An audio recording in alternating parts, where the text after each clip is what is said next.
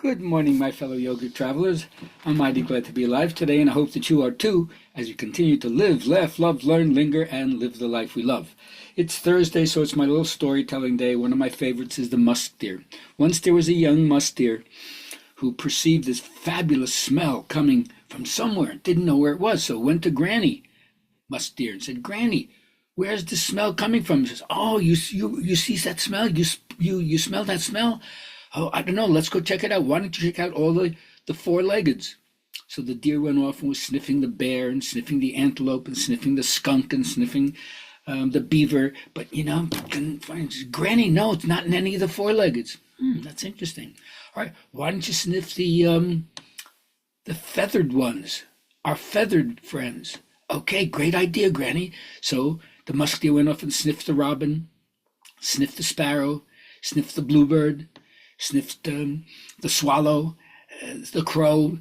But you know what? None of them, no. Granny's not coming from any of the feathered ones either. Why don't you go sniff the fin friends? Go down by the lake.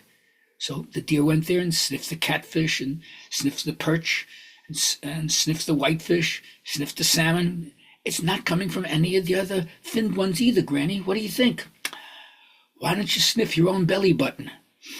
It's coming from me. It's coming from me. I guess that's the first aspect of yoga. The answers lie within. Everything we're seeking is who is seeking it. All right, so for my friends doing the journal writing or elevating the conversation in your own mind or with somebody else, and as always, you tell me what's going on for you. I'll be glad to tell you what's going on for me. How do you enjoy life? What are the things that turn you on? Have you followed your bliss? What brings you that upbeat quality, that verve, that zest, that radiance? That's how you know you're on the beam. You tell me what does it for you, I'll tell you what does it for me. Now, my teacher always says you have to climb according to your capacity, and you can develop your capacity with practice and perseverance. You balance yourself a little bit more, extroverts become a little more introvert, introverts become a little more extrovert. The thing you have to remember is your immune system gets eaten away by too much intellectual brooding. That doesn't supply you with the peace and poise that you're really looking for. But practicing yoga, or whatever you find is your yoga, how do you know it? You're completely refreshed as a result of your involvement in it. Now, of course, the more you think you're improving, right? There's no such thing as becoming completely perfect, but the imperfections get subtler. The closer you fly to the light, the bigger the shadow you cast. And sometimes we just keep ourselves so busy, it's a way of actually avoiding seeing what's actually happening, which is the purpose of meditation, to wear away your tendency not to look. And even if you have a lot of expectations of how you think it should be like this, it shouldn't be like that. It's a very heavy and clumsy way of doing it. Stay with it, take it easy, be graceful, and you'll see how much more spontaneity happens in your life without planning and without comparison to yourself to anybody else as a model. Now, each one of us longs to be that which we really are. It's as if we have a pattern to fulfill that's peculiar to ourselves. I call it a gradient or a leaning. And you touch that, you embody that, then you radiate a natural luster from the inner abundance which is overflowing.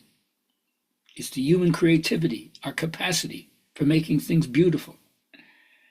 But you got to put it on a bridle of love or dharma, because we also have the capacity for destroying things. But when yourself is in contact with the presence of your own being, you don't need esteem. Only ego needs esteem. The self doesn't need it, it already has it.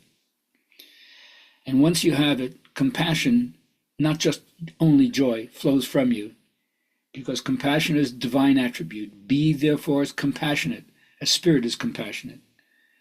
And how do you know or why you should be compassionate? Because you suffer. You know what it feels like. And your heart goes out to other people. It doesn't imply flight from the world just because you're contemplating, let your mind get out there in the cosmos. But compassion is completely compatible with your daily life, with any work you do, with action in general. In fact, compassion is a way of life. How you treat other people and how you treat all life forms is a sign of you recognizing life is holy and divine. All right, for my older friends out there, as my rabbi says, and the poem says, grow old with me, the best is yet to be, the last for which the first was made. Thank you for taking this journey with me. I don't know how long I'll be able to continue to do this, but you helped to fulfill part of my dreams. And so thank you so much. Finally, the affirmation masters always keep reminding us it's foolish in your endeavor to improve conditions by altering the environment but leaving your own mind unchanged. It doesn't work that way. Mind is the cause and experience is the effect. If you don't like your experience, alter the cause, which is the way you think, and the effect must alter too. So I leave you with this little affirmation today. I'm a magnet attracting to myself all that I think, feel, speak, and do. Attract the good, the beautiful, the true, the kind. Peace and love.